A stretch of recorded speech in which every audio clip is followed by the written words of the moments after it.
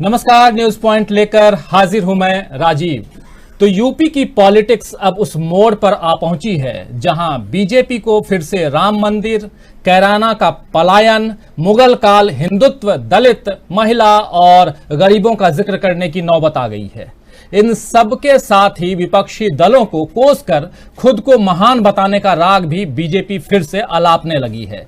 कभी कभी ये देखकर आश्चर्य होता है कि कैसे जो पार्टी पिछले 7 सालों से केंद्र की सत्ता पर काबिज है और 4.5 साल से ज्यादा का वक्त यूपी में गुजर चुका है, राज कर रही है जो पार्टी, उसके पास अपने कामों को गिनाने का शायद दम ही नहीं है। इसीलिए विरोधियों पर कटाक्ष करके चुनाव जीतने की तैयारी की जा रही है। जी हां, मेरी बातों पर यकीन करने से पहले आप पिछले कुछ हफ्तों में पीएम नरेंद्र मोदी, सीएम योगी आदित्यनाथ और आज होम मिनिस्टर यानी गृह मंत्री अमित शाह की बातों को सुनकर देखें।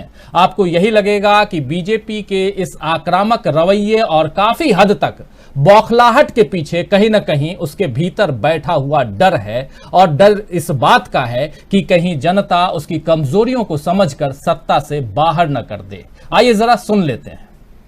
भाइयों और बहनों, बीते 4.5 साल में यूपी में कानून के राज को सर्वोच्च प्राथमिकता दी गई है।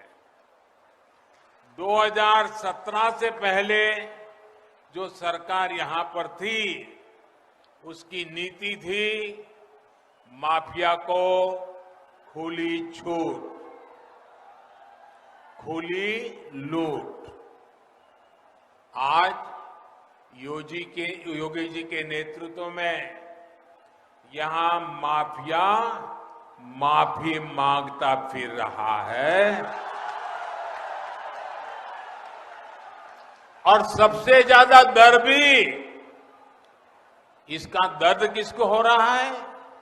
सबसे ज्यादा योगी जी के कदमों का दुख माफियावादियों को ही हो रहा है। हर जिले में दो तीन बाहुबली थे।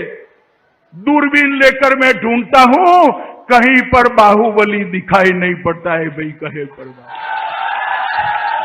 बच्चियां घर से बाहर नहीं निकलती थी। मेरठ में यूनिवर्सिटी होने के बावजूद किराए के घर में रहकर दिल्ली में अपनी पढ़ाई करनी पड़ती थी। सलामती नहीं थी। आज कोई भी त्योहार हो, छठ का हो, दीपावली का हो, 16 साल की बच्ची गहने लादकर स्कूटी पर रात को 12 बजे भी यूपी की सड़कों पर निकल सकती है, कोई डर का। ये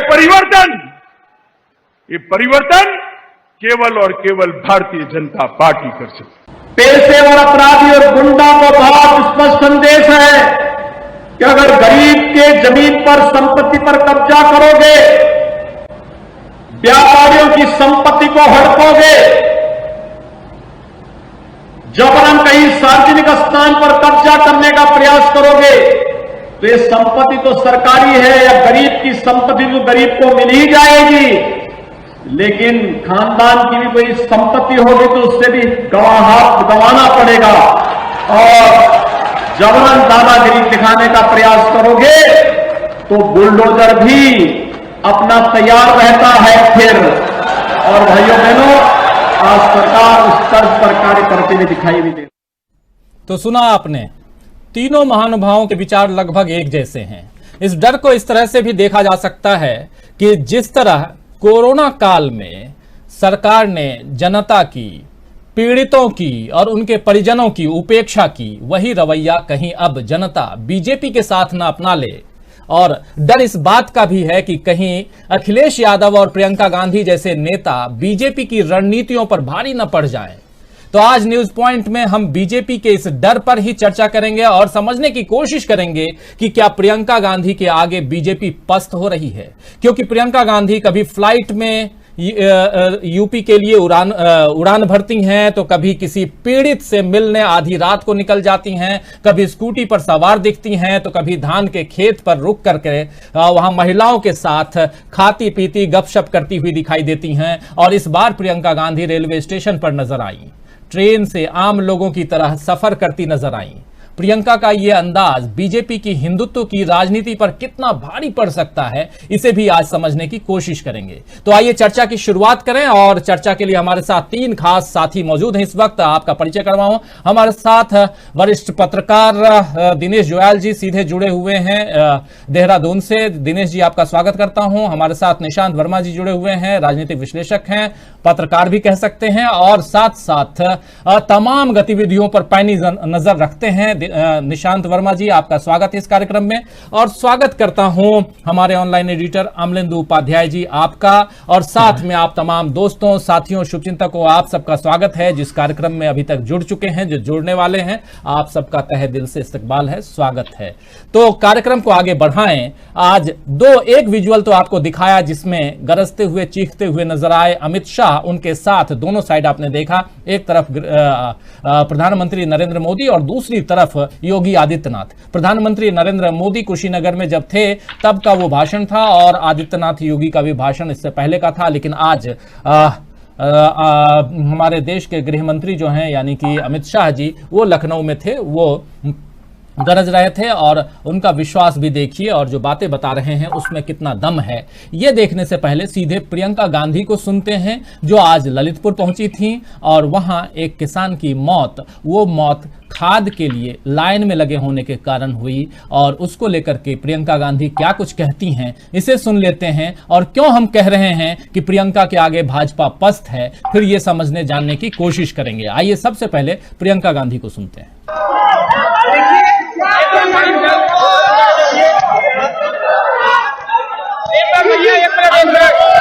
देखिए,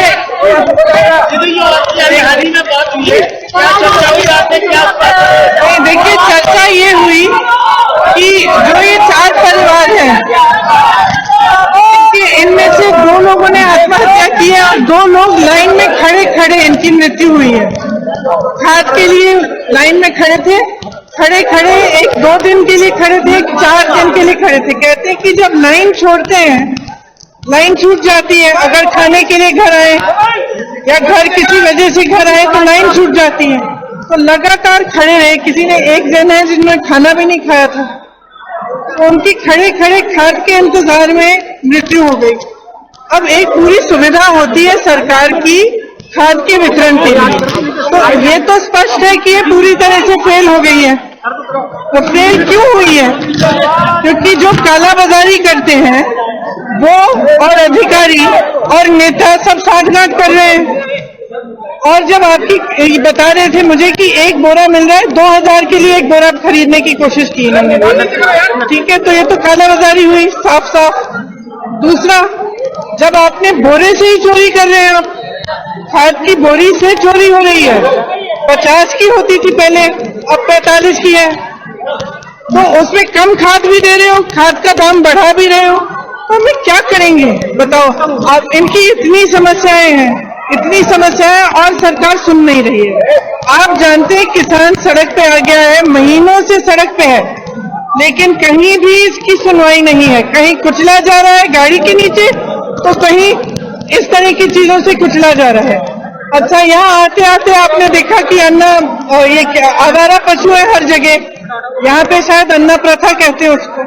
अब ये भी बता रहे थे कि पूरी रात बैठे रहते हैं खेत में, पूरी रात खेत में बैठे। यहाँ बारिश हो गई, आखिरी बारिश, कह रहे कि वो तो भगवान की देन थी कि हमारे खेतों में पानी आया। उसके बाद कम से कम आप खाद तो दिलवा देते हमें। तो सब कर्ज में है बेचारे, खाद नहीं मिल रही है, पानी आया खेत में, उन्होंने सोचा कि कम से कम कुछ उपज होगी, कुछ आगे बढ़ सकेंगे, वो भी नहीं। तो सुना आप लोगों ने प्रियंका गांधी, खाद, परिवार, किसानों की हालत और जनता से रूबरू होते हुए दिखाई दे रही हैं। एक तरफ उनके दुखती रग पर हाथ रखती हुई दिखाई दे रही हैं, तो दूसरी तरफ माफिया राज को खत्म कर दिया, लोगों को कैसे ठीक कर दिया, और जो गुंडागर्दी करते थे उनके घर पर कैसे बुलडोजर चलाया, ये बातें सुनाई दे रही हैं। तो निशांत वर्मा जी, 2 तरह की बातें। एक तरफ जो सत्ता पक्ष है वो अपने कामों का जिक्र इस ढंग से कर रहा है कि हमने क्या कर दिया, मतलब आपने हमको अगर शासन सौंपा है, जनता से कह रहे हैं सौंपा है, तो देखिए कैसे बिल्कुल सब कुछ हमारे हिसाब से चल रहा है। लेकिन इस जनतंत्र में इस ढंग की राजनीति, और दूसरी तरफ अगर हम देखें, दो तुलनात्मक यहाँ पर वीडियो हमने आपके सामने पेश किया है हमारे दर्शकों और आप सबके सामने। एक जो दुखती रग की बात कर रहा है और दूसरा जो है वो अगर आप कर रहे हैं कुछ और उसमें कैराना से लेकर के और मुगल और तमाम बातें आ रही, हिंदुत्व, तो सारी चीजें आ रही हैं। क्या कहेंगे दोनों की समीक्षा अगर साथ साथ करनी हो, निशांत वर्मा जी? राजीव जी, इसको मैं इस पैमाने पे रखूंगा कि जब कोई गुंडागर्दी करता है सत्ता में आने के लिए, और जब वो जीत जाता है और सत्ता में आ जाता है, तो उसे बाकी जगह गुंडागर्दी दिखाई नहीं देती। क्योंकि जब गुंडा शासन होता है तो गुंडे शासन में होते हैं और उन्हें फिर गुंडे दिखाई देती, क्योंकि इसी आधार पे गुंडई करके गुंडे गुंडा राज चलाते। ये कहना बहुत आसान है, लेकिन लोगों ने कर दिखाया हमारे कई राज्यों में, उत्तर प्रदेश में। आपने अमित शाह जी का वीडियो दिखाया, चीख रहे हैं, चिल्ला रहे हैं। एक व्यक्ति, अंग्रेजी में शब्द होता है फंबल करना, वो फंबल करता है, गड़बड़ तब करता है बोलने में जब या तो उसको कोई जानकारी ना हो और वो ऐसे हवा कर रहा, और या फिर वो घबरा के बाद। आपने पूरा वीडियो नहीं दिखाया या शायद छोटा दिखाया। आपको भारत का होम मिनिस्टर ही पटेल, तो आज इनको ट्रीटमेंट मिल जाता कि कुर्सी पर बैठ के बोला कैसे जाता। माननीय नरेंद्र जी, भारत के प्रधान, बंगाल में ऐसे ही ये कर दो वो कर दो, जाने कैसी कैसी कहानियां सुनाते थे, साफ हो गया था। अब इन उत्तर प्रदेश में की बातें कि माफिया राज नहीं दिख रहा, माफिया नहीं दिख रहा है, माफिया तो आपने बिठा दिया शासन में। ये तीनों भारत के बड़े समय नरेंद्र मोदी और योगी आदित्यनाथ एक बात बहुत अच्छी तरह जानते हैं कि एक बहुत बड़ा जिसको हम वोट बैंक कह सकते हैं, जो माफ कीजिएगा ये कहना बड़ा अजीब लगा, कोई पॉलिटिशियन, कोई राजनीतिक व्यक्ति ये भाषा नहीं बोलेगा, अपने को आईना नहीं दिखाएगा, क्योंकि उसे वोट चाहिए होता है। मुझे आईना दिखे, मैं अगर बेवकूफ, मुझे बेवकूफ बनाना कितना है। मंदिर, हिंदू धर्म, मुसलमान को लेके बात, या तो तरीके की कोई भी उल जलूल बात, मैं उल जलूल क्यों कह रहा हूं? आपको रोकना चाहूंगा, आवाज काफी आपकी ब्रेक हो रही है निशांत जी। एक बार मैं कहूंगा अपने प्रोड्यूसर से कि जरा निशांत जी की आवाज को ठीक कीजिए, क्योंकि आवाज काफी ब्रेक हो रही है। अगर हो तो दोबारा मतलब अगर रीज्वाइन करें तो ज्यादा ठीक रहेगा। थोड़ा बात कीजिए और ठीक कीजिए थोड़ा सा, लेकिन सीधे निशांत वर्मा जी की आवाज जो कट रही है दोबारा मैं जोड़ना चाहूंगा। लेकिन उससे पहले दिनेश जी आपके पास आना चाहूंगा इन्हीं सवालों के साथ में। दो अलग अलग तस्वीर आप देख रहे हैं दिनेश जी, और उन दोनों तस्वीरों में आपने देख लिया और अभी चर्चा कर रहे थे, उसी चर्चा को थोड़ा आगे बढ़ाइए, तब तक निशांत वर्मा जी की आवाज भी ठीक हो जाएगी, क्योंकि उनकी बातों को भी सुनना जरूरी है और चूंकि उन्हें जाना भी है, इसलिए भी चाह रहा हूं कि जल्दी से जल्दी उनकी बातें हम सुन पाएं। लेकिन दिनेश जी आप क्या कहेंगे? राजीव जी, ये वैसे सामान्य सी बात है कि जो पार्टी सत्ता में होती है वो अपनी उपलब्धियां गिनाती है, और जो विपक्ष में होती है वो सरकार की खामियों की तरफ इशारा करती है, जनता की पीड़ा बताती है। तो ये वीडियो ऐसे तो उसी तर्ज पे हैं, लेकिन देखने की बात है कि सरकार जो अपनी उपलब्धि बता रही है वो क्या उपलब्धि बता रही है। वो कह रहे हैं हमने कानून व्यवस्था को दुरुस्त कर लिया, बेटियां सुरक्षित हैं। उन्नाव कांड का जिक्र वो नहीं करेंगे, हाथरस कांड का जिक्र वो नहीं करेंगे, शाहजहांपुर में जो योगी जी के गुरु के आश्रम में जो कुछ हुआ उसका वो जिक्र नहीं करेंगे। तो ये जो तस्वीर का एक सेलेक्टेड अपना जो आपने दिखाया, और वो भी क्या है, कैसा गुंडाराज खत्म किया आपने? क्या फर्जी इनकाउंटर करके लोगों को मार देना गुंडाराज है? क्या कानूनों को परे रख करके और कोड और कानून की परवाह किए बिना किसी को भी अंदर कर देना ये न्याय है? क्या अमिताभ ठाकुर जैसे लोगों को जेल के अंदर कर देना ये न्याय है? और जैसे शाह जी कह रहे थे भी कि भाई चोरों को सारे नजर आते हैं, चोर वाली जो कहानी है, कहानी असल में यही है। और ये जो भय का वातावरण है, क्या है इन भाषणों में, चाहे वो माननीय प्रधानमंत्री जी महोदय हों, हमारे गृह मंत्री जी हों या उत्तर प्रदेश के मुख्यमंत्री हों, इन भाषणों में है क्या? धमकियां हैं सीधे सीधे। इन भाषणों में धमकियों के अलावा कुछ नहीं है। अभी आज आपने देखा होगा कि आज भी जो हमारे गृह मंत्री जी, देखिए कमान उनके हाथ में ही है, उत्तर प्रदेश की कमान उनके हाथ में। आगे क्या होगा मुझे नहीं पता, लेकिन जो जिस तरह से वो राम और शिव काशी और अयोध्या का जिक्र जिस ढंग से उन्होंने किया आज, और जिस तरह से उन्होंने ये कहा कि अब ये मेरा परिवार भाजपा परिवार वाला जो वो कैंपेन शुरू कर रहे हैं, मुझे तो उसमें भी डर लग रहा है कि ये इस कैंपेन का क्या होने जा रहा है। मोदी जी की तरह घुंघराली आंखें दिखाएंगे या माननीय अमित शाह जैसी बिल्कुल बड़ी बड़ी भेदक आंखें दिखाएंगे, जो लोग उसका विरोध करेंगे, पता नहीं इसी में कोई बवाल ना हो जाए।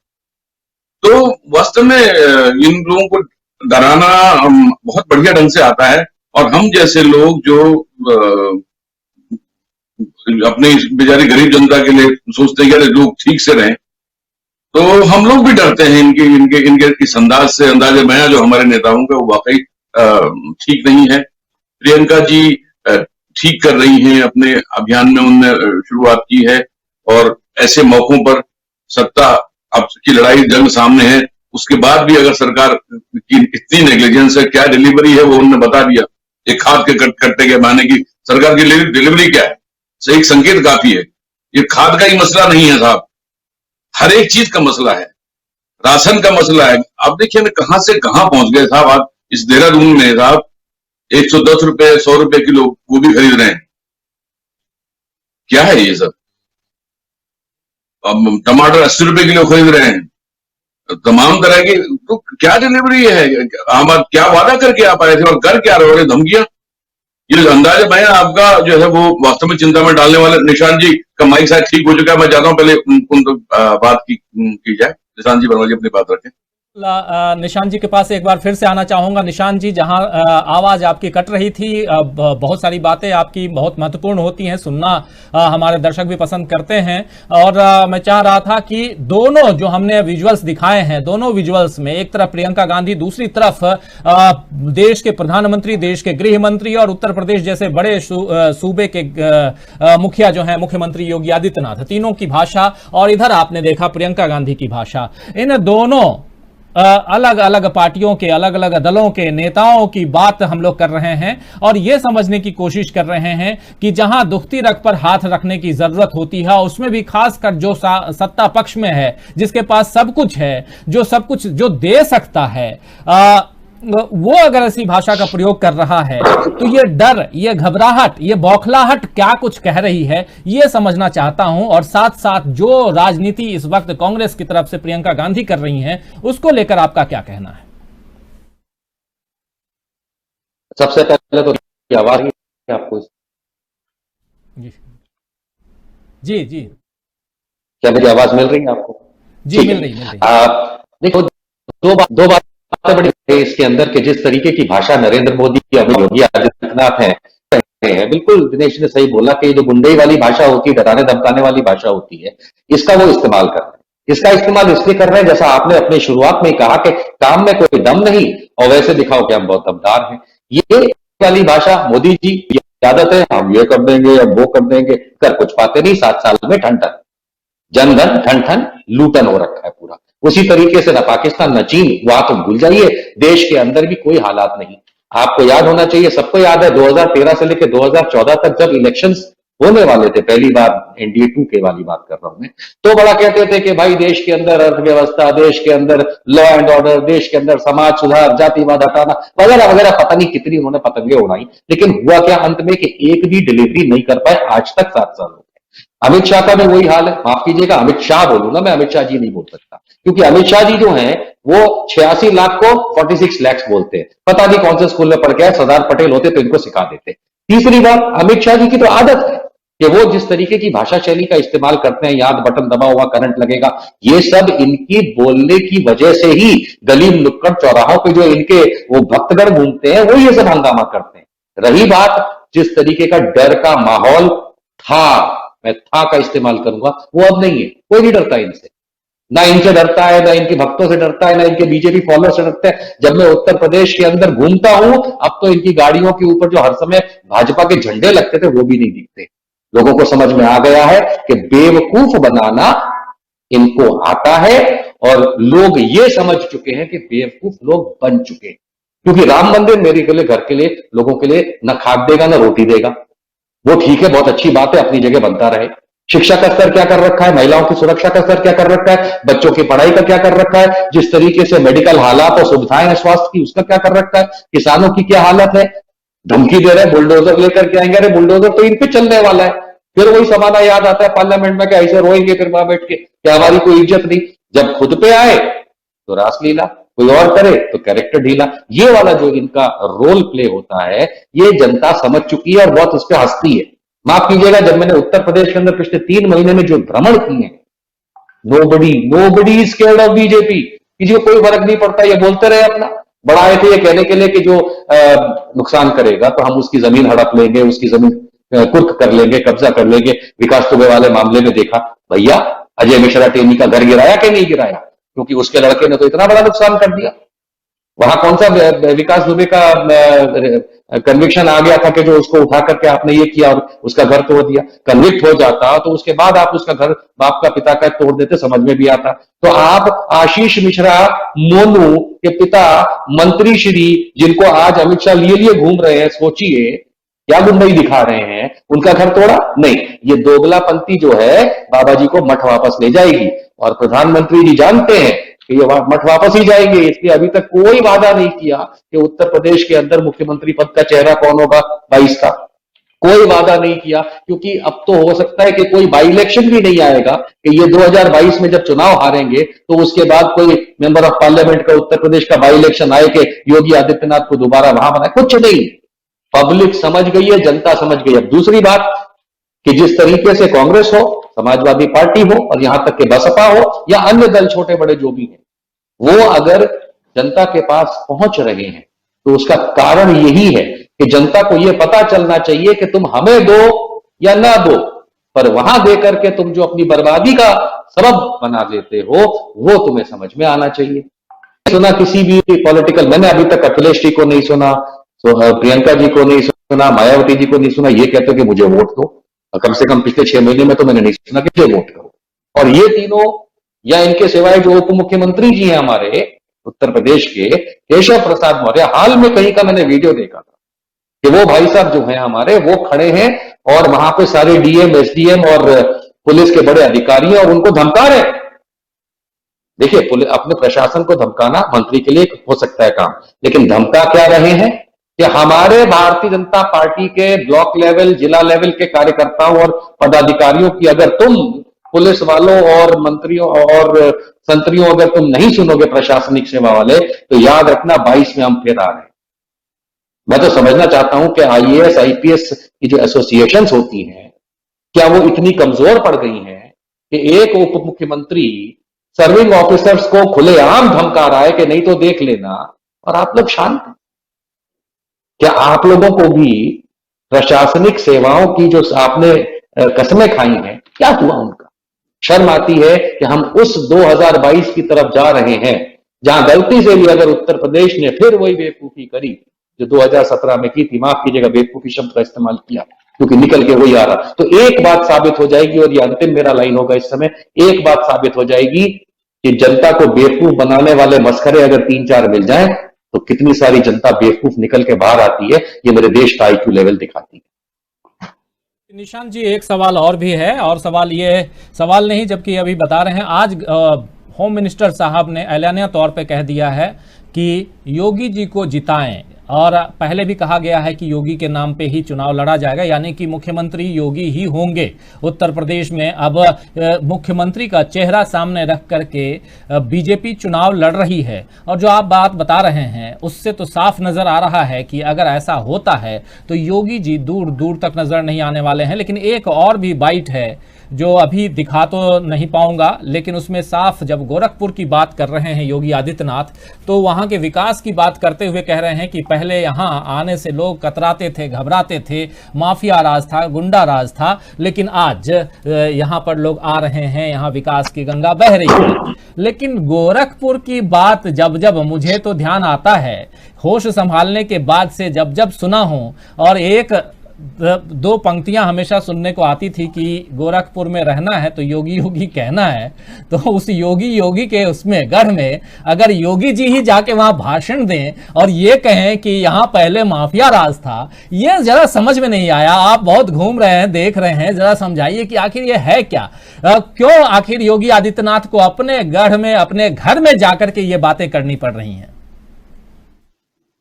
देखिए, जैसा मैंने कहा ना कि डर और खौफ का माहौल तो खुद भारतीय जनता पार्टी के अंदर है कि दोबारा सरकार बनेगी कि नहीं, तो इसीलिए फंबल कर रहे हैं। जो मन में आ रहा है, माफ कीजिएगा उर्दू में शब्द है, बक दे रहे हैं। क्यों? क्योंकि अगर योगी आदित्यनाथ जी को गोरखपुर में उनकी अभी जो 17 में सरकार बनी उससे पहले गुंडा राज और माफिया राज दिखता था गोरखपुर में, तो हमेशा एमएलए वो रहे वहां के या उन्हीं के मठ के कोई ना कोई रहे, महंत अवैधनाथ भी रहे, मेंबर ऑफ पार्लियामेंट ये 2-2, 3-3 बार वहां से हुए। तो अगर ये वहां पे थे और यही गुंडा राज और करवा रहे थे तो स्वाभाविक सी बात है यही गुंडा, यही मैंने शुरुआत में कहा कि गुंडे बैठ गए सरकार में, इसलिए उन्हें गुंडा राज नहीं दिख रहा क्योंकि गुंडे तो सरकार में बैठे हैं। दूसरी बात कि वहां के विकास की आप बात करते हैं, मैं योगी आदित्यनाथ से एक सवाल करता हूं, पिछले 40 साल से गोरखपुर जिला जो है वो बैकवर्ड डिस्ट्रिक्ट्स को जो सपोर्ट सेंटर से मिलता है, एक बीडीसी का स्पेशलिटी होता है, उसमें से गोरखपुर जिला आज भी पैसा लेकर के अपने आप को जीवित रखे है। क्या 4.5 साल में योगी आदित्यनाथ ने उस बैकवर्ड डिस्ट्रिक्ट कॉम्पनसेशन की जो स्कीम में कई जिलों को मिलता है, जो गोरखपुर को मिलता था, उससे हटवाया? विकास की सारी लीला वहां की वहां आकर के खत्म हो जाएगी। क्या 7 साल में मोदी जी जो इतनी बात करते हैं वो बनारस को जो भी बनाना चाहते थे बना पाए? ये सब वहीं से निकल के आता है। लेकिन आज की तारीख में इतना समझ लीजिए कि योगी आदित्यनाथ जी के नाम पे अगर अमित शाह जी कहते हैं योगी को जिताओ, कोई कहता है मोदी को जिताओ, तो एक बात समझ लीजिए साहब, बहुत क्लियर शब्दों में कहता हूं कि भारतीय जनता पार्टी के अंदर केशव प्रसाद मौर्य और योगी आदित्यनाथ के बीच में जो टूट है वो 2017 से चल रही है। आज की तारीख में योगी के लिए कहीं भी राष्ट्रीय स्तर पे से नेशनल लेवल जो उनकी है, उन्होंने अभी तक को आने वाले 22 चुनाव का मुख्यमंत्री पद का चेहरा डिक्लेयर नहीं किया है। और स्वामी प्रसाद मौर्य जो कि केशव प्रसाद मौर्य के बिहाफ पे पहले ही बोल चुके हैं कि चुनाव के बाद मुख्यमंत्री कौन होगा इसका फैसला असेंबली में किया जाएगा, भारतीय जनता पार्टी जीतेगी तो इसका एक ही मतलब निकलता है कि दोनों के बीच में कलेश है। दूसरी पार्टियां अपना काम कर रही हैं, जो कि विकास जो नहीं हुआ उसको लेकर के और जो सूबे के हालात खड़े कर रखे उसको लेके वो अपनी जगह, और भारतीय जनता पार्टी के अंदर जो कि आरएसएस चलाती है इस पार्टी को, इतनी बड़ी टूट है कि एक नॉन आरएसएस बिन आरएसएस वाला योगी आदित्यनाथ 4.5 साल से बिठा रखा है। अब आरएसएस वाला चाहिए, अब उनको ब्राह्मण भी चाहिए, अब उनको कोई और भी चाहिए या फिर कुछ और। इतने फूट है कि आप जानते हैं दत्तात्रेय होसाबले तब से बेचारे लगे ही पड़े इस चीज। तो हाथी के दिखाने के दांत कुछ और, चबाने के कुछ और, लेकिन जहां तक मैं जानता हूं कि ये हाथी जो है 2022 में बिना दांतों का हो जाएगा, ना दांत खाने के चबाने के होंगे, ना बेचारों के पास दिखाने। जी बिल्कुल बिल्कुल। अमलेंदु जी, एक सवाल के साथ गोरखपुर का हम जिक्र कर रहे हैं। गोरखपुर में अभी अभी एक घटना घटी, मनीष गुप्ता वाली घटना। पुलिस उसमें जो है पीट करके एक व्यापारी की हत्या कर देती है और उसके बाद में बहुत दिनों बाद पता चलता है, फिर पुलिस गिरफ्तार किया जाता है पुलिस को। ये तमाम घटना आप और हम सब देख रहे हैं। उसके अलावा लखीमपुर खीरी में हमने देखा और कई ऐसी घटनाएं हुई हैं पिछले दिनों। महिलाओं बच्चियों की जब बात कर रहे हैं बड़े उसके साथ में मजबूती के साथ कि जहां रात को भी लड़कियां जो हैं और गहना पहन करके स्कूटी पर जा रही हैं, आ रही हैं, ये पता नहीं कहां देख लिए हैं योगी माफ करें अमित शाह जी ने। और यही बात योगी भी कहते नजर आते हैं और यही बात पीएम मोदी भी कहते नजर आते हैं। खैर, ये इनके दावे हैं। दावों से इतर प्रियंका गांधी को भी सुन रहे हैं, देख रहे हैं, लगातार हम प्रियंका गांधी पर भी चर्चा कर रहे हैं। वही दोनों उन्हीं सवालों के साथ जो अपने दोनों पैनलिस्टों के पास लेकर के आया था, मैं ओपनिंग कमेंट आपका भी चाहूंगा कि ओवरऑल आज की तारीख में उत्तर प्रदेश को आप कहां पाते हैं राजनीतिक रूप से, और जब एक वोटर वोट देने जाएगा तो किन किन मुद्दों पर, किन किन चीजों पर जो दावे अभी वर्तमान सरकार कर रही है, क्योंकि जो सरकार में है दावा वही करती है, उन दावों पर कितना वो खरा उतरी है और कितना उनके दावे में दम है, ये जरा समझाने की कोशिश कीजिए।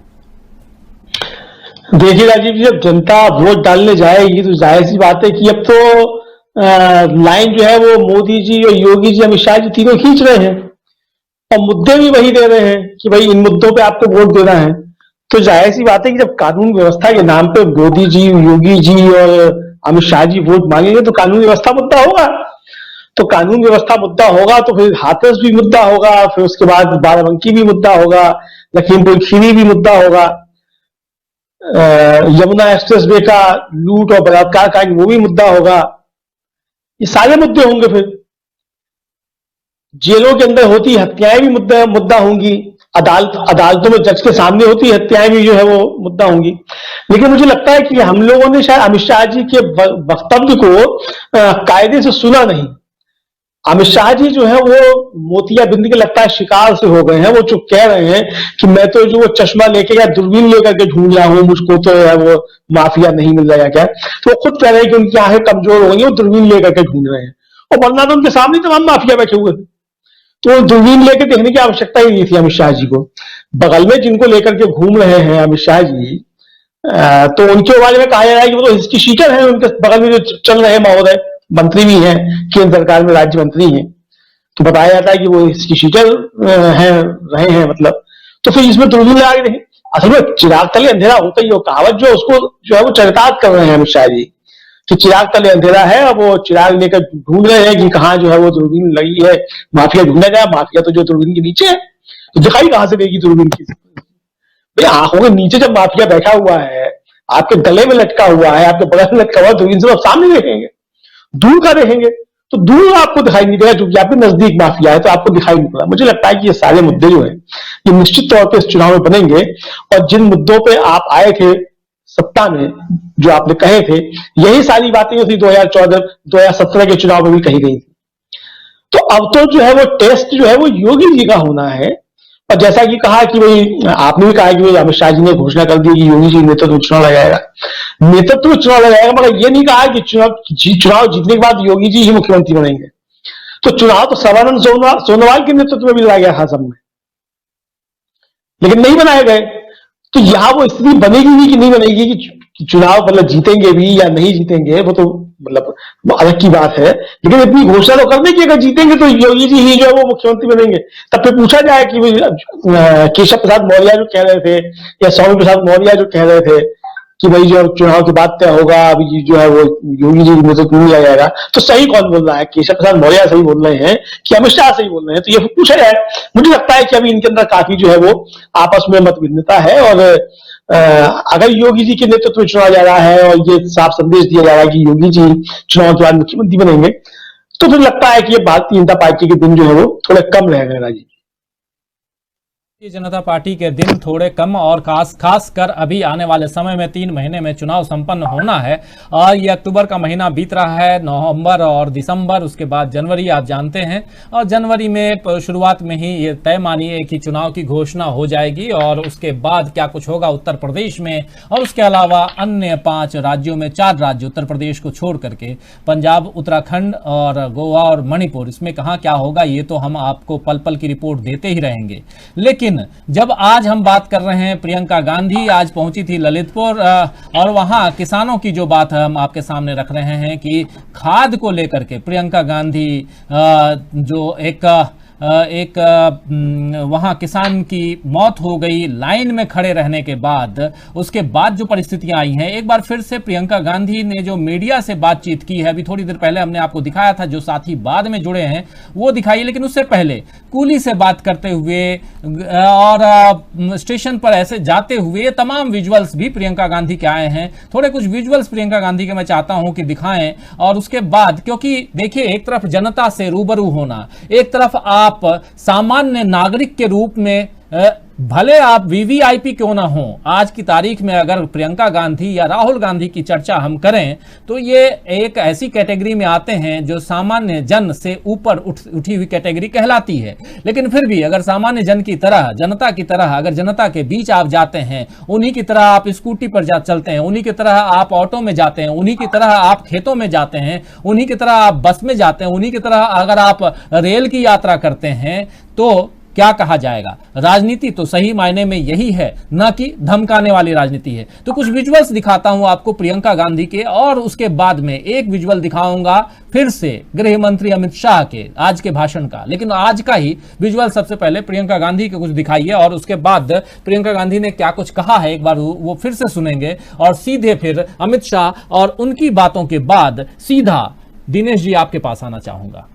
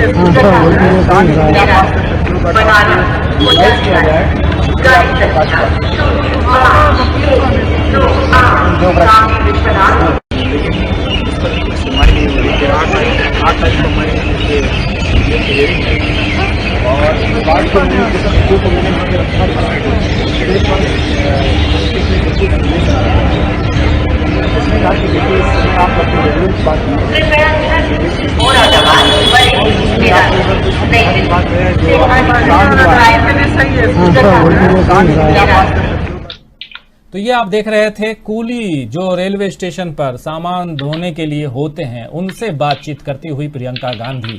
ये एक अलग तरह की राजनीति है, इस राजनीति को समझना होगा, और इस राजनीति को अगर जो इग्नोर करेगा वो आने वाले समय में बहुत बड़ी चीज को इग्नोर करने जा रहा है, ये आप तय मानिए, मैं दावे के साथ कह सकता हूं।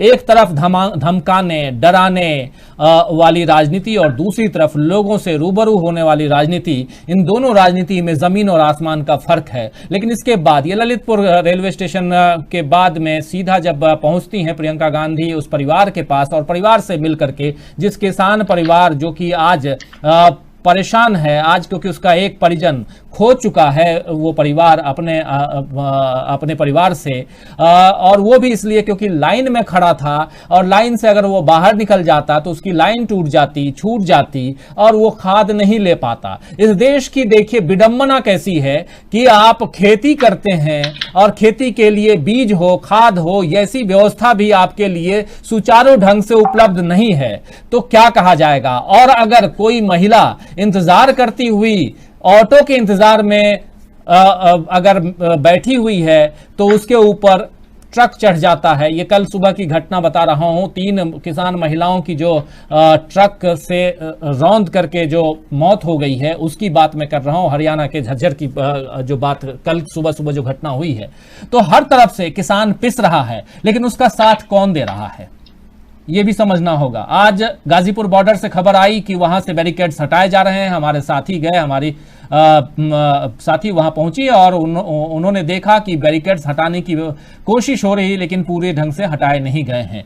तो बहुत कुछ है जिसको समझना होगा, और किसानों की बात कौन करे, गरीबों की बात कौन करे, मजदूरों की बात कौन करे, युवाओं की बात कौन करे, बेरोजगारों की बात कौन करे, ये तो और जो करेगा उसी की जरूरत आज की तारीख में इस देश की राजनीति में है। प्रियंका गांधी ने क्या कुछ कहा है ये सुन लेते हैं, और उसके बाद सीधा अमित शाह की दूसरी बाइट सुनाऊंगा जो वो आज गरज रहे थे लखनऊ से। लेकिन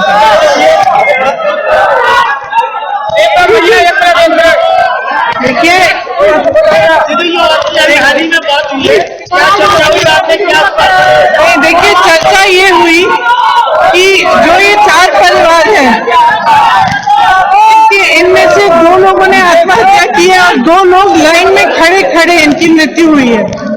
खाद के लिए लाइन में खड़े थे, खड़े खड़े 1-2 दिन के लिए खड़े थे, 4 दिन के लिए खड़े थे। कहते हैं कि जब लाइन छोड़ते हैं, लाइन छूट जाती है। अगर खाने के लिए घर आए या घर किसी वजह से घर आए तो लाइन छूट जाती है, तो लगातार खड़े रहे। किसी ने, एक जन है जिन्होंने खाना भी नहीं खाया था, तो उनकी खड़े खड़े खाद के इंतजार में मृत्यु हो गई।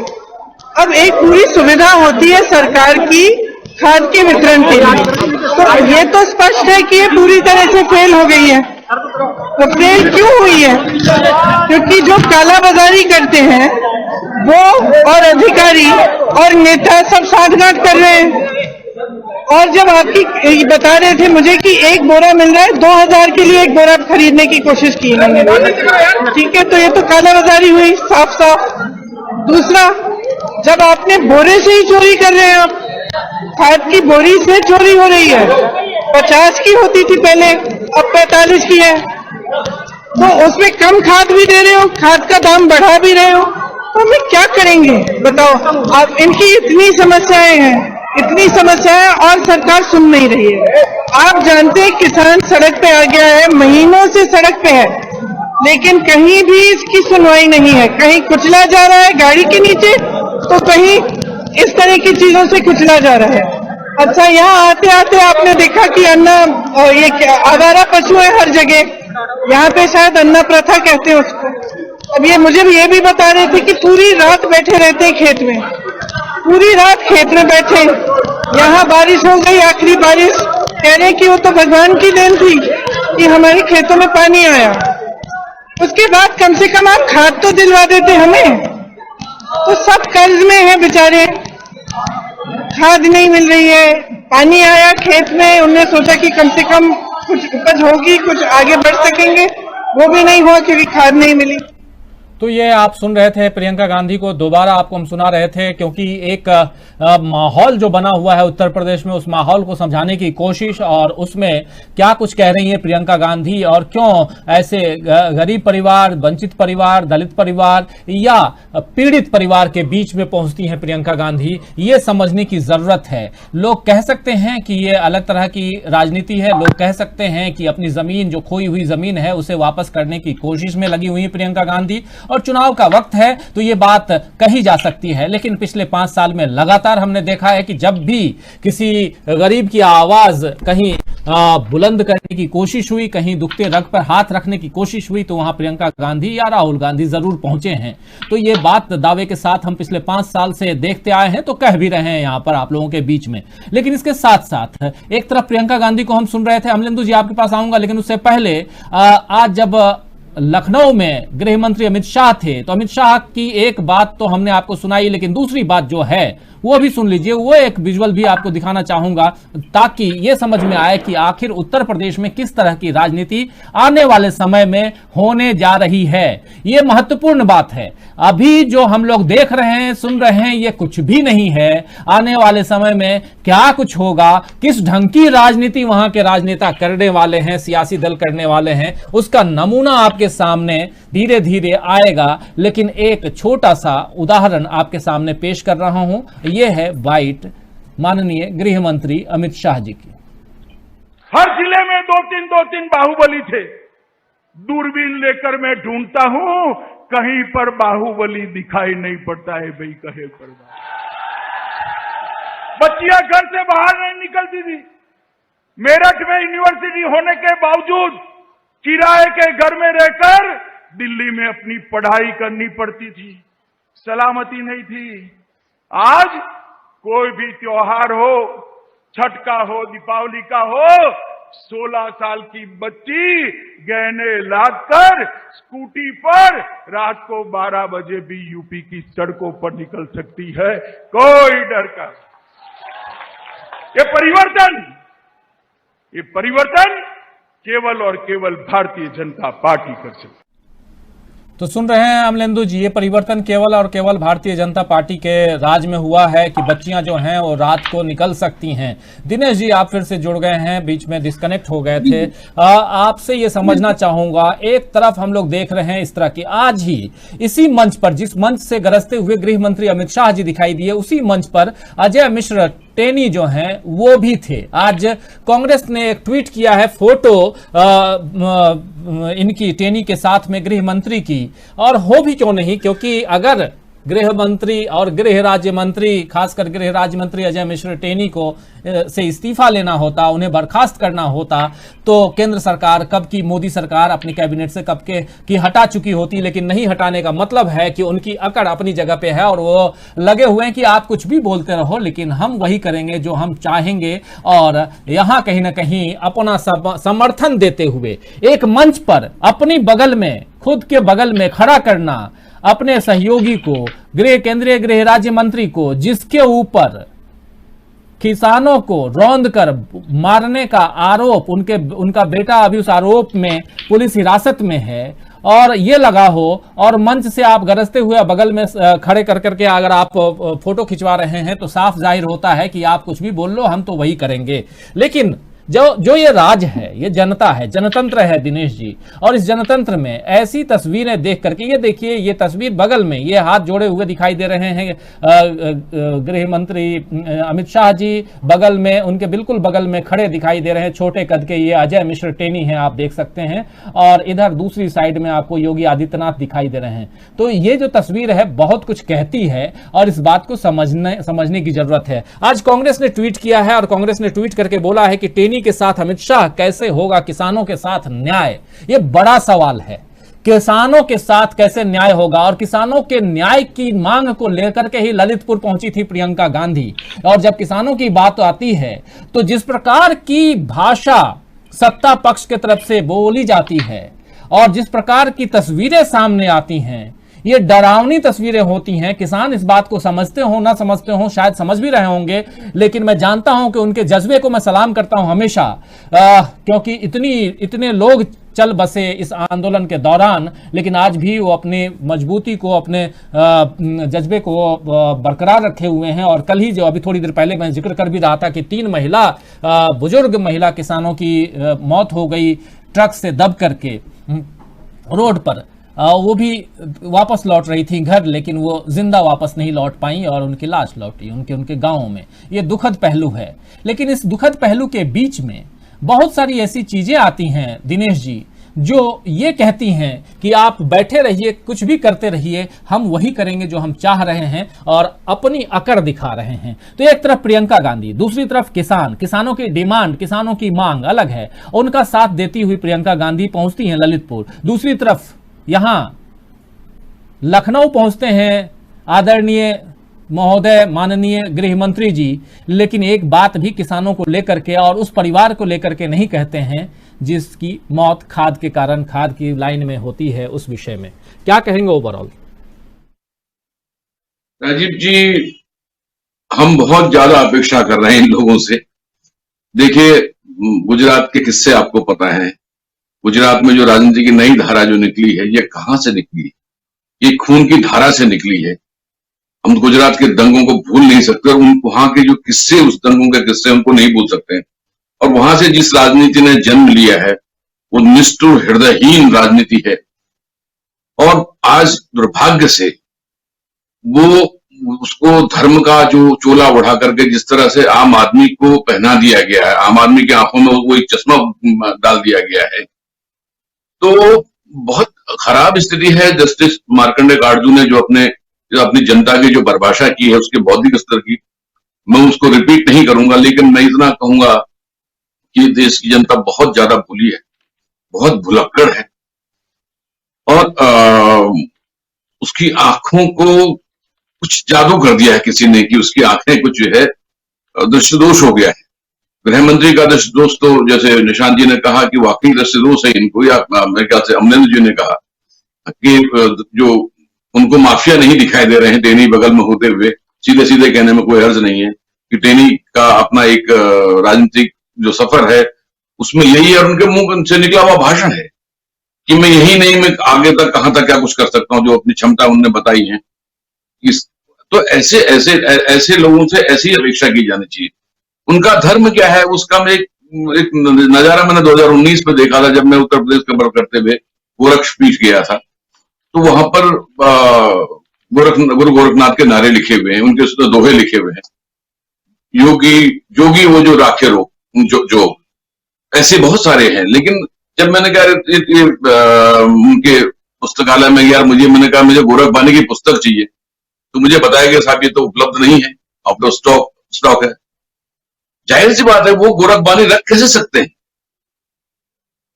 जब धंधा ही, जो उन्होंने गोरख धंधे का नाम ही बदल दिया। गोरख धंधा एक अलग चीज थी, यहां गोरख धंधे का मतलब जो गड़बड़ घोटाला है उसको वही नाम बदल गया। हमारे मुहावरे बदल दिए इन लोगों ने। तो जो कुछ भी वहां से हो रहा है, आप अभी चर्चा हो रही थी कि साहब जनता का क्या रोज है साहब, 10 बार चाहे वो हिंदू महासभा से लेकर भाजपा तक 10 बार वहां के लोगों ने गोरक्षपीठ को संसद में प्रतिनिधित्व दिया है। तो भाई पहले वहां खराब क्यों था योगी जी, और आपके होते हुए खराब क्यों था, आपके गुरु के रहते हुए खराब क्यों था? योगी जी जिस तरह के प्राणी हैं, जिस तरह के व्यक्तित्व हैं, वो हमने इस पिछले उनके कार्यकाल में ठीक ढंग से उनको देख लिया, परख लिया। उनका किस तरह से उनकी योग्यता का, जब ये राम जन्मभूमि आंदोलन हो रहा था उस समय के भी किस्से हैं, कैसे गुरु उनके अवैधनाथ ने उनको किस भूमिका में लगाया था, कौन उनके गुरु थे। उन लोगों की संगत से मुझे पता हुआ तो क्या उनकी उस समय की भूमिका थी और क्या आज उनकी भूमिका है। उनका भी थानों में रजिस्टर में कोई नाम दर्ज हुआ और क्या क्या है उसमें दर्ज, वो भी देखने वाली बात, समझने वाली बात है। और उनका जो स्टाइल ऑफ वर्किंग है, जिस न्याय की, जिस कानून व्यवस्था की वो बात कर रहे हैं, वो देख लिया हमने। सीने पे और सर में गोली मार के जो है वो आप खामोश कर देने वाली राजनीति, चाहे वो सीए एनआरसी के खिलाफ नारेबाजी करने वाले हों या चाहे दूसरी पार्टियों के लिए काम करने वाले व्यक्ति रहे हों, जिनको हमने घोषित अपराधी करार करके मारा है। उनमें से कई लोग विवादित हैं। इसमें इंडियन एक्सप्रेस ने एक सीरीज चलाई थी उस पे, तो लोगों के सामने भी बात आई कि साहब किस तरह से क्या सच क्या है, वो सच भी लोगों ने देखा। हम सब सच जानते हुए भी अपने आंखें मूंदे पड़े हैं। तो ऐसी परिस्थितियों में दरअसल क्या है कि जो राजनीति का दलदल है, इसको अब हम जाति जाति के बैलों से जोत रहे हैं। उत्तर प्रदेश में ये कहानी चल रही है और जो सिद्धांतों की राजनीति थी वो खत्म हो गई है। इस देश का बनने का इतिहास है इसके, और उस आजादी का एक संघर्ष का एक लंबा इतिहास है। कौन लोग थे वो? प्रियंका जी आज जा रही हैं गांव में, लेकिन वो नेहरू के वंश से हैं। नेहरू जी ने गांव नापे हैं। वो एक मोतीलाल नेहरू जी के परिवार के व्यक्ति थे, अच्छे खासे शाही परिवार से थे कह सकते हैं। और उस दौर में नेहरू जी ने गांव नापे, उनकी जो मेरी कहानी वाली जो पुस्तक है उसमें बहुत सारे किस्से उन्होंने लिखे हैं। 9 साल से ज्यादा उस व्यक्ति ने जेल में रह करके इस भारत को समझाया कि मेरा भारत क्या है। उस आदमी ने इस देश के लिए सपने बुने हैं, उनको इम्प्लीमेंट किया है, बुनियाद रखी है इस देश की। और दुर्भाग्य से आज हम ऐसी स्थिति में आ गए हैं कि कभी मंडल होता है, कभी कमंडल होता है, अभी जाति जाति का खेल चल रहा है, अजीब अजीब चीजें हो गई। सियासत अब धमकाने का खेल हो गया है, धमकाने का खेल हो गया है। बात यह है कि जनता की नब्ज को समझ रहे हैं लोग, इसके लिए इनको साधुवाद कि कम से कम यार जो लोग दुखी हैं उनकी पीठ जागो, उनको आप ढाढ़स बना रहे हो, बहुत अच्छी बात है। लेकिन जो लोग हृदयहीन हो सकते हैं उनसे अपेक्षा, देखिए जो हाथरस कांड को मैं बिल्कुल नहीं भूल सकता। वो महिला पत्रकार जो रात को जो उसने दिखाया वहां जाकर के लड़की, उसको भी हमने कल्प्रिट अपराधी बना दिया था। हम तो उस व्यवस्था में रहते हैं। और जिस डीएम ने ये अत्याचार किया उसको हम पुरस्कृत कर रहे हैं। एक आईएएस अफसर, एक आईपीएस अफसर जो आवाज उठाता है इन अन्याय के खिलाफ, उसको हम एक फर्जी केस बनाकर के अंदर ठोक देते हैं। अब सोच रहे इसकी पत्नी को भी अंदर भेज दें, ये भी वकील बहुत बनी हुई है। तो इस दौर में हम हैं राजीव जी, और अगर इस दौर में कुछ ये छोटी छोटी चीजें हो रही हैं, प्रतीकात्मक ही सही, तो ये थोड़ा उम्मीद बनाती हैं। और ये है कि जैसे निशांत जी बहुत आशावादी हैं, बहुत वो जो कह रहे थे कि इनका तो सफाया होने वाला है, तो ऐसा होना भी चाहिए, क्योंकि अति होती है, अति से भी अति हो गई है जो कुछ हो रहा है इस राज्य में। और इससे जो आम संवेदनशील आदमी है, जो सोशल जस्टिस में यकीन रखता है, जो एक अच्छी व्यवस्था में यकीन रखता है, वो अंदर से विधा हुआ पूरी तरह से जो कुछ हो रहा है, और जो इस देश के भविष्य को लेकर चिंतित है, वो बहुत परेशान है। किस तरह का डर आपने नहीं दिखाया? आपने अब खुद ही बवाल करके, साइको वार के जनक आप हैं, और फिर आप कभी चाइना को हमारे सामने खड़ा कर देते हैं, कभी पाकिस्तान को खड़ा करते हैं, फिर वहां से फिर एक नया डर जनता को देते हैं, डरे रहो। कोविड जैसी बीमारी को आपने इतना बड़ा बना दिया, पहले उसको सड़ाया आपने उसको, और फिर जनता को बिला दिया कि लो मरो सबके सब। कितनी हृदयहीनता हमने उस दौर में देखी, लॉकडाउन के दौर में देखी। अब जो बाद में ट्रीटमेंट के नाम पर सब धंधेबाज इनके आशीर्वाद प्राप्त हैं, तमाम घोटाले खुले कि दवाइयों में घोटाला कौन कर रहा है, ऑक्सीजन का घोटाला कौन कर रहा है। क्या किया आपने? कुछ नहीं किया। आपने आम जनता को लूटा, और जैसे हम कह रहे हैं कि भाई जीना मुहाल हो गया साहब महंगाई के मारे। आप तो 5 रुपए दाम बढ़ रहा था, वो थालियां बजाने के नाचने लगते थे। आप जरा आइए ना अपने बारे में, आप अपने पुराने इनके भाषण सुने हैं लोग, ये किन मुद्दों को लेकर के जनता कांग्रेस का सफाया करेंगे। कांग्रेस बीन समाज की जो आपने भारत की आपने कल्पना की थी, तब आप क्या कह रहे थे, और आपने हमें आज कहां लाके रख दिया। दुर्भाग्य इस बात का है कि हमारे देश की जनता सब कुछ देख रही है, बर्दाश्त कर रही है, और ये इन लोगों ने ऐसे ऐसे चश्मे उड़ा दिए हैं, पहना दिए हैं आम आदमी को, कि उसको सच दिखाई नहीं दे रहा। उसको राष्ट्र पता नहीं किस तरह का राष्ट्र है वो ये जो राष्ट्रवाद है वो कहां का किस तरह का राष्ट्रवाद दिखाया, उन्होंने धर्म दिखाई दे रहा है। अरे हिंदू धर्म आज खतरे में है।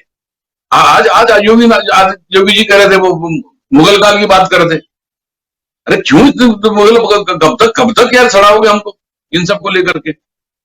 कब तक इस डर से तुम लोग वोट खींचोगे? तो ये बड़ी दुर्भाग्यपूर्ण स्थितियां हैं राजीव जी। लेकिन इस माहौल में अगर प्रियंका जी या अखिलेश जी या दूसरे तीसरे और जो प्लेयर्स इस मैदान के कुछ बेहतर कर ले जाते हैं, जनता को थोड़ा समझा पाते हैं, तो ये बहुत बड़ी बात होगी। इस देश पर एक उपकार होगा कि लोगों का मन बदले।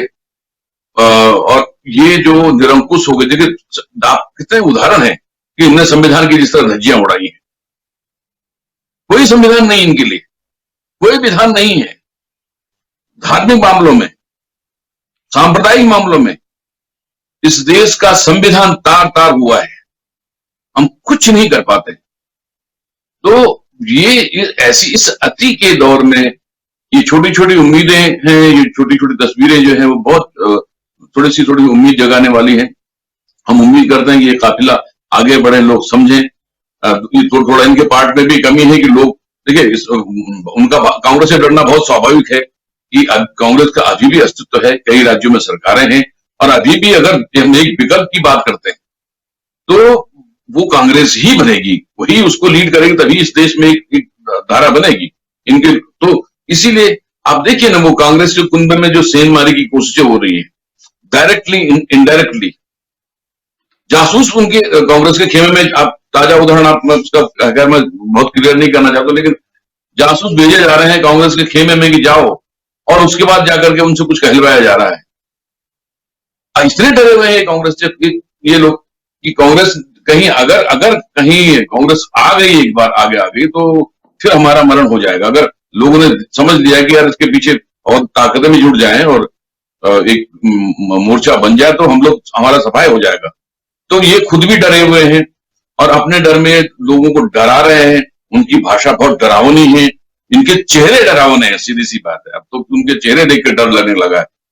अगर एक हत्यारे जो है अगर मंच पर खड़े हों और वो गोली मार दो सालों को कहने वाले लोग गृह मंत्री के मंच पर खड़े, उत्तर प्रदेश जीतने के लिए तैनात कर दिए गए हों, अजय मिश्र टेनी जैसे लोग जो मंच पर चुनाव खड़े हैं, कि जो चुनाव का अभियान लेके आगे बढ़ रहे हैं, तो कल्पना कर सकते हैं कि हम किन लोगों से जूझ रहे हैं। तो चलिए, लेकिन ये अच्छी बात है कि ये लोग थोड़ा कुछ ना कुछ प्रयास हो रहे हैं और एक मौका आया है जनता के सामने।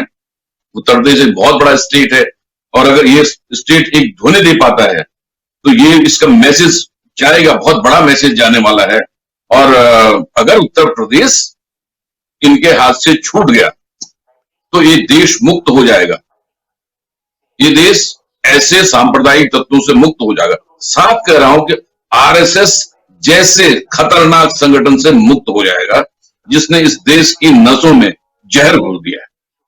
जी राजीव जी। बिल्कुल बिल्कुल दिनेश जी, बहुत सारी बातें और मन की बात, दिल की बात और खासकर जो विश्लेषण आपका है महत्वपूर्ण है, ये समझने की जरूरत है। लेकिन एक बात जो बार बार आ रही है आपके बातों से भी, निशांत वर्मा जी की बातों से भी, हमारे तमाम साथियों की बातों से, जो एक अलग तरह की राजनीति मैं देख रहा हूं, वो राजनीति अब डर वाली राजनीति हो गई है भाजपा की तरफ से।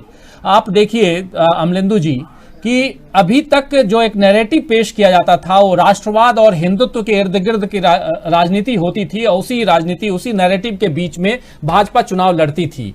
लेकिन अब अभी जो पिछले 2-4 महीने में जो नैरेटिव चेंज हुआ है, और चाहे प्रधानमंत्री हो, चाहे गृह मंत्री हो, चाहे योगी आदित्यनाथ हो या दूसरे राजनेता हो बीजेपी के, जब वो भाषण दे रहे हैं तो एक डराने वाली बात हमेशा, यानी कि उस नैरेटिव को यहां पर जस्टिफाई करने की कोशिश हो रही है और उसको यहां पर एस्टैब्लिश करने की भी कोशिश हो रही है। यानी आप अब डर कर रहिए, और डर किससे? तो मुगल काल से। डर किससे? तो 7 साल पहले की सरकार से। डर किससे? तो 4.5 साल पहले की अखिलेश सरकार से। मतलब ऐसी तमाम बातें हैं। लेकिन आज जब रोज लगभग 35 पैसे से 45 पैसे पेट्रोल और डीजल की कीमत आप बढ़ा रहे हैं, तो वो डर नहीं होना चाहिए क्या? उस पर बात नहीं होनी चाहिए क्या? आज जब आप बोल रहे हैं कि गुंडा राज और माफिया राज हमने खत्म कर दिया है, उसी उत्तर प्रदेश में इतनी सारी घटनाएं, चाहे हाथरस हो, उन्नाव हो, चाहे वो लखीमपुर खीरी हो, आगरा हो, या प्रयागराज हो, लखनऊ हो, गोरखपुर हो, ये सारी चीजें कैसे हो जाती हैं? क्या ये किसी और प्लेनेट की बात है, या किसी और प्लेनेट पे है गोरखपुर, किसी और प्लेनेट पर है लखनऊ, या किसी और प्लेनेट पर लखीमपुर खीरी और हाथरस उन्नाव है? तो ये तमाम बातें आप जिस ढंग से सामने रख रहे हैं, ये साफ थोड़ा सा आप उससे चाहूंगा कि जो मैं बात कह रहा हूं, अगर आप उस बात को पकड़ रहे हैं, समझ रहे हैं, हमारे साथी भी, कि एक अलग नैरेटिव को अमलेंदु जी अब यहां पर सामने रखा जा रहा है, बहुत प्यार से, बहुत धीमी गति से रखा जा रहा है, लेकिन रखा जा रहा है। वो है कि अब अगला चुनाव हम आपको डरा करके लड़ेंगे, और डराने वाली बात में ये कि आप हमको जिता दो, वरना आप देख लो उस जमाने में क्या था, देख लो 70 साल में उन्होंने क्या किया, आप देख लो 7 साल में उन्होंने क्या किया, आप देख लो 4.5 साल पहले क्या हुआ था। ये तमाम बातें, और आपको इन सबसे मुक्ति चाहिए तो एक बार फिर से जिताओ। ये किस ढंग की राजनीति है? और थोड़ा सा इस चीज को हम समझ रहे हैं, धीरे धीरे ये बातें आ रही हैं, जहन में आएंगी, लोगों की के जहन में भी आएंगी। लेकिन लोकतंत्र में ऐसी राजनीति कहां तक जायज है? इस ढंग की राजनीति के सामने प्रियंका गांधी की राजनीति, राहुल गांधी की राजनीति, प्रेम सद्भाव की राजनीति कितना वहां पर असरदार होगी? प्रियंका की राजनीति, राहुल की राजनीति कितना असरदार होगी इस डराने वाली राजनीति पे? ये जरा बताने की कोशिश कीजिए अमलेंदु जी, आप किस रूप में देखते हैं और कितना असरकारक हो सकती है उनकी राजनीति बनाम ये राजनीति?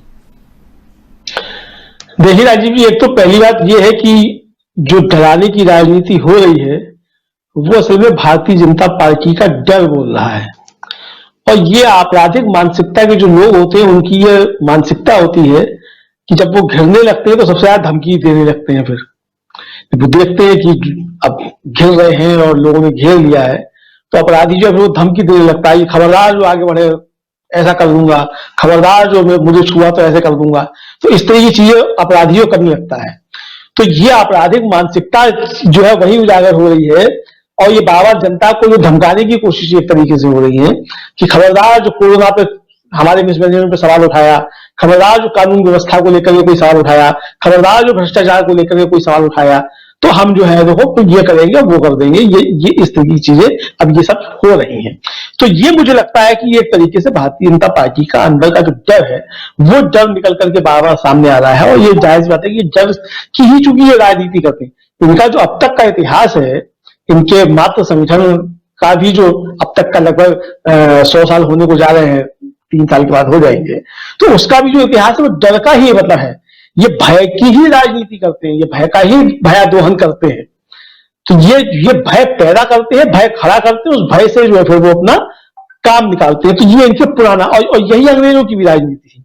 तो ये चूंकि अंग्रेजों के असली जो है वो एजेंट रहे हैं अपने पिछले समय में, तो उनके सच्चे भक्त रहे अंग्रेजों के, तो ये उसी लाइन पे जो है कुल मिलाकर के चलते हैं। देश को किस तरीके से बांटा जाए, जनता को किस तरीके से बांटा जाए, आपस में लड़ाया जाए, भय क्रिएट किया जाए, जनता को डराया जाए, जनता डर के आपस में लड़ने लग जाए और फिर ये बीच में से उसका फायदा उठा करके सरकार में आ जाए।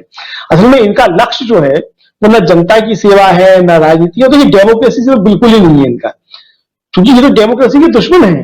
मतलब इनका जो जिस समय देश का संविधान लागू होने जा रहा था तो उस समय उन्होंने देश के संविधान का विरोध किया कि ये लागू नहीं होना चाहिए। तो जो डेमोक्रेसी से इनकी दुश्मनी पहले से रही है और डेमोक्रेसी को ये लोग अच्छा नहीं समझते रहे हैं और राष्ट्रशाही के समर्थक रहे हैं, तो ये इसलिए डेमोक्रेसी के खिलाफ तो जाएंगे ही जाएंगे। मतलब ये इनके जो डीएनए का आया था, इनके डीएनए में, डीएनए की बातें भी बहुत होंगी, पहले अभी होती रही है, फिर चुनाव आएगा तो फिर डीएनए की बातें फिर और शुरू हो जाएंगी। तो ये इनके डीएनए में है इस तरह की जो डेमोक्रेसी के खिलाफ बातें करना, डेमोक्रेसी के खिलाफ आचरण करना। और यही डेमोक्रेसी के खिलाफ आचरण जो है वो इनके तमाम क्रियाकलापों में, भाषणों में, ये इन सब में जो है वो सामने निकल करके आ रहा है। अब जहां तक सवाल ये है कि प्रियंका गांधी जो कर रही है या राहुल गांधी जो कर रहे हैं, लोगों के दिल से डर निकालने की जो कोशिश कर रहे हैं, आप देखिए कि त्रिपुरा में जिस तरीके से हमले हो रहे हैं अल्पसंख्यकों के ऊपर, या जो मोहम्मद शमी को जो ट्रोल किया जा रहा था, दोनों मसलों पे राहुल गांधी ने जो है मुखर होकर के आवाज उठाई और उससे एक देश के अंदर एक माहौल जो था बना कि मतलब ये एक तरफा नहीं है इनका कि ये कुछ भी हमले करते रहेंगे और उसका कोई प्रतिवाद नहीं होगा देश में, ऐसा नहीं हो सकता। तो ये चीज एक आशा तो जगाती है कि देखिए सरकार किसकी बने या नहीं बने, मैं इस पर बिल्कुल नहीं जाऊंगा कि सरकार कौन बना रहा है कौन नहीं बना रहा है, लेकिन मैं ये बात जरूर कहूंगा कि जो डर का माहौल बनाने की ये कोशिश कर रहे हैं और जनता को डराने की कोशिश कर रहे हैं, तो राहुल गांधी और प्रियंका गांधी जो है दोनों भाई बहन मिल करके बार बार इनकी आंख में आंख डाल करके ये बताने की कोशिश करते हैं कि तुम जनता को डरा नहीं पाओगे। क्योंकि कांग्रेस के साथ एक लंबी लीगेसी जो है वो आजादी के आंदोलन की जो जुड़ी हुई है, तो हमने अंग्रेजों को भी देखा है, देख तुमको भी लेंगे। तो ये संदेश वो बार बार देने की कोशिश करते हैं।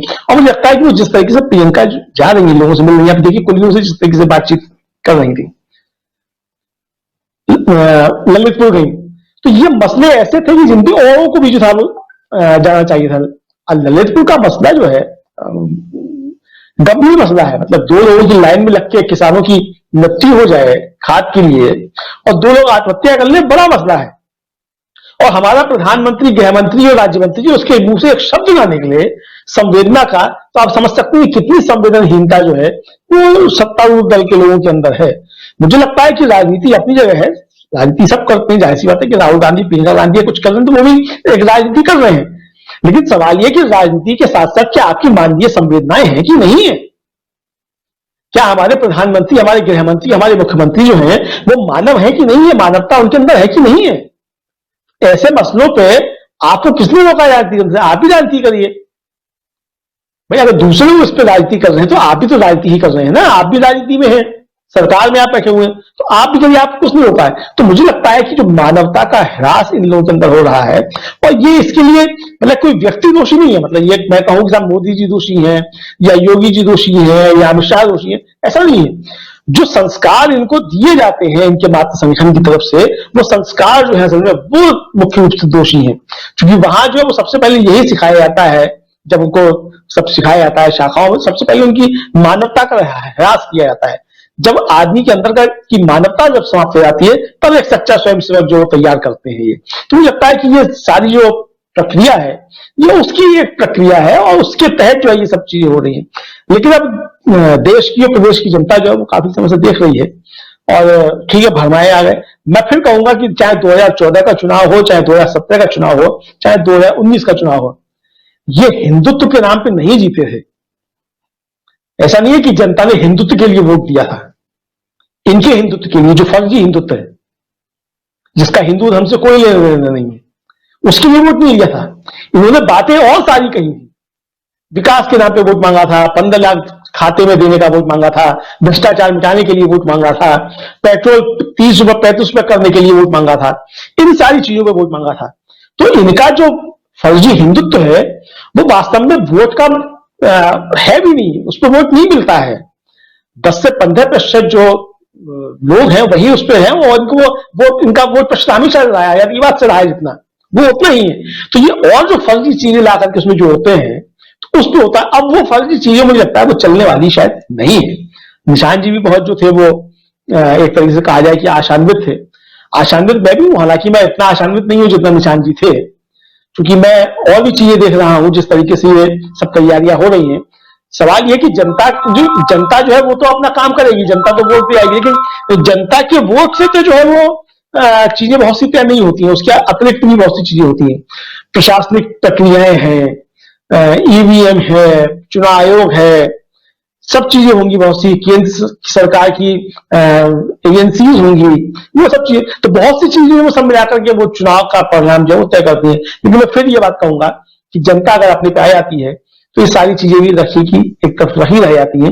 अगर जनता ने तय कर लिया है कि हमको मुक्ति चाहिए और अब जो है ये झूठ का कारोबार नहीं चलेगा, जनता ने अगर ये तय कर लिया है तो मुझे लगता है कि फिर कोई दिक्कतें आने वाली नहीं है। लेकिन जिस तरीके से राहुल गांधी और प्रियंका गांधी मेहनत कर रहे हैं, काम कर रहे हैं, जनता के सवालों को उठा रहे हैं, बार बार जनता के बीच जा रहे हैं, और ऐसे मसले जिन पे कोई बोलना नहीं चाहता, जिन पे कोई बात करना नहीं चाहता, और जबकि वो जनता के बड़े महत्वपूर्ण मसले हैं, जो राजनीति के असली मसले होने चाहिए, उन पे कोई बात नहीं करता। उन पे जो है बिना ये सोचे समझे, बिना ये विचार किए हुए कि हमको इसका राजनीतिक लाभ होगा या नहीं होगा, उस पर जो बातें कर रहे हैं, मुझे लगता है कि राजनीति के लिए एक बहुत शुभ संकेत है।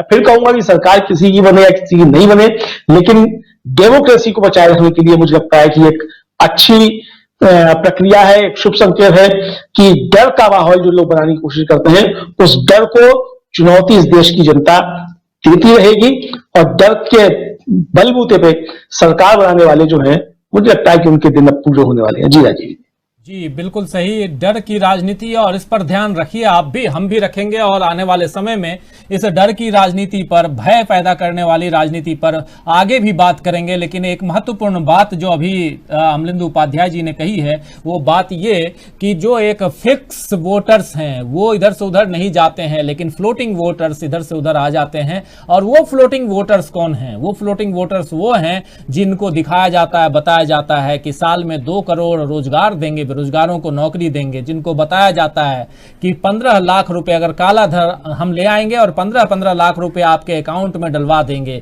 उनको बताया जाता है कि पेट्रोल की कीमत 35 रुपए कर देंगे। उनको बताया जाता है कि डॉलर की कीमत जो है रुपए के मुकाबले डॉलर जो है वो मजबूत होगा।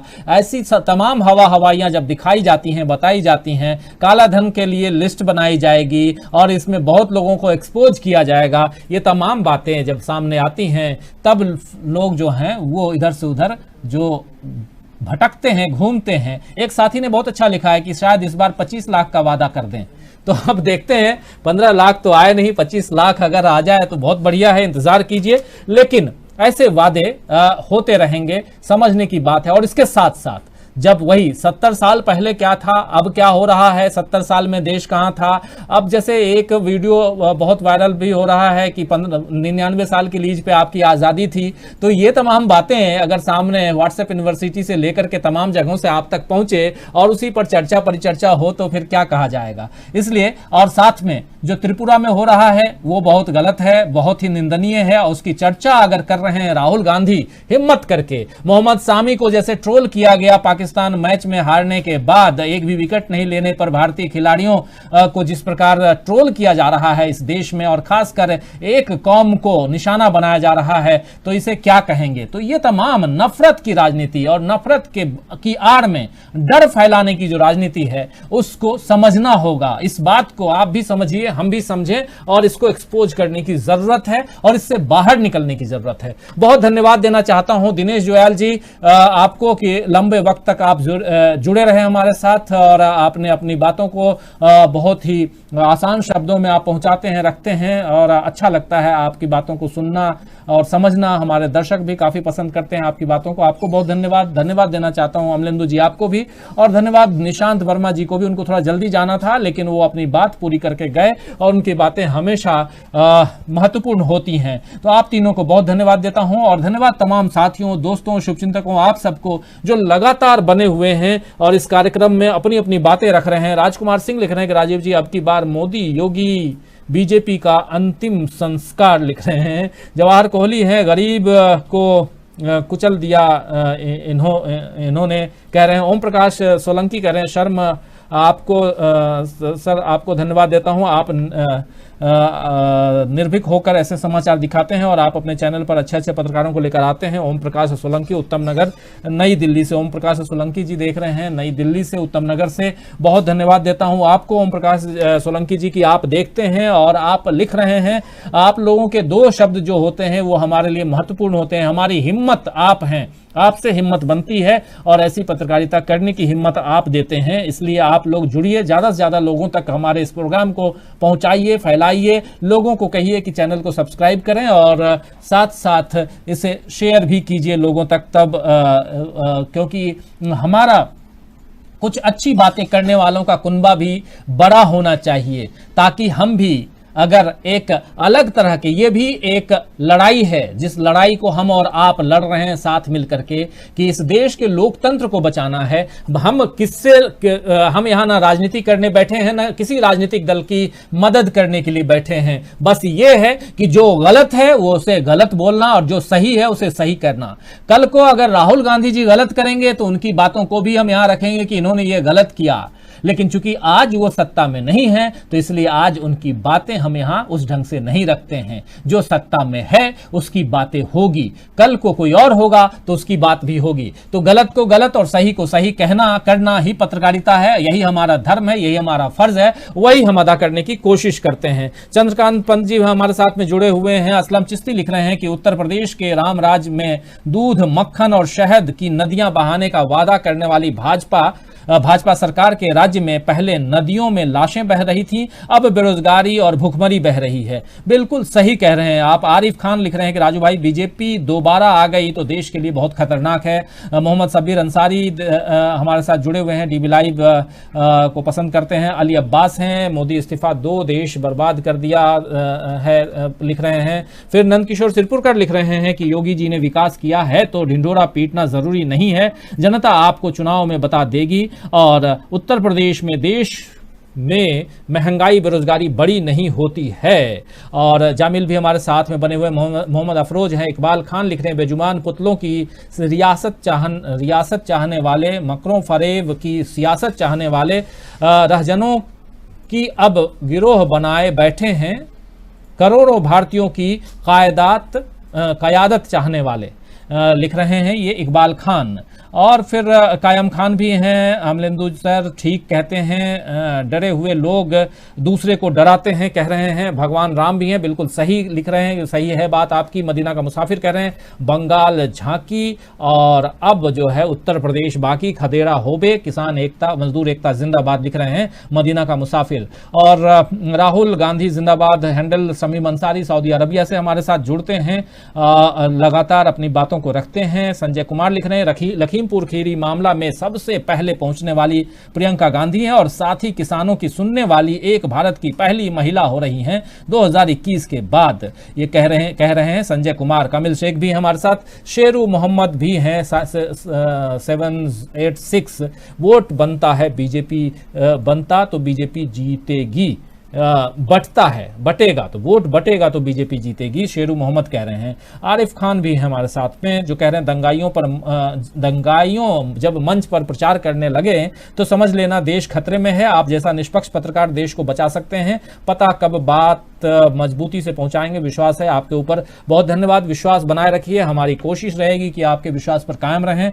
कुंदन बिहारी कह रहे हैं, जो जुड़े हुए हमारे साथ, कह रहे हैं, राजीव सर मुझे एक बार मौका मिल जाए तो मैं फिर किसानों की आत्महत्या नहीं करने देंगे कर्ज की वजह से। कुंदन बिहारी को बहुत तकलीफ है और हम सबको तकलीफ है। कोई आत्महत्या क्यों करे, वो भी कर्ज के कारण, कर्ज में दबे होने के कारण। और इस देश में हर साल किसान आत्महत्या करते हैं, कर्ज के बोझ के तले दब जाते हैं उससे। ये बहुत सही बात कह रहे हैं कुंदन बिहारी। और ऐसे तमाम साथी हैं, बहुत लोग अपनी बातें, नंद कुमार सिरपुरकर लिख रहे हैं कि योगी जी ने विकास किया है तो ढिंडोरा पीटना जरूरी नहीं है। उसैद अहमद कह रहे हैं कि जब अब देश की जनता को तय करना है कि संविधान लोकतंत्र चाहिए या नफरत, डर, भय का माहौल पैदा करना, यह भी आप तय करना। अगर देश में आग लगेगी तो आपका, अगर घर हमारा जलेगा तो जल्द ही आपका घर भी जलेगा, बगल में जिसका घर होता है वो भी जलेगा। ये बिल्कुल सही कह रहे हैं। अफजल गुरु भी हमारे साथ में हैं, कामिल शेख भी हैं। तो ऐसे साथियों, ओम प्रकाश सोलंकी सर, हर व्यक्ति को डीबी लाइव देखना चाहिए लिख रहे हैं, बहुत धन्यवाद ओम प्रकाश जी। तो राजकुमार जी भी हमारे साथ जुड़े, बहुत सारे साथी पहले से जुड़े, अपनी बात रखे। उन लोगों, कई लोगों की बातें मैं नहीं पढ़ पाता हूं। वीरेंद्र ग्रोवर भी हमारे साथ, हमान खान भी हैं, मैं थोड़ा ऊपर देख रहा हूं, अली अब्बास भी हैं, किसान खरादी भी हैं, कह रहे हैं कल तक उद्योगपति का काला धन नजर आता था और आज तुम्हें गरीबों पर टैक्स लागू करके गरीबों को गरीब कर दिया। वाह रे मोदी सरकार, तेरी सरकार, अब तेरे बड़े बड़े जुमलेबाज में जनता झांसे में नहीं आएगी, ये लिख रहे हैं उसैद भी।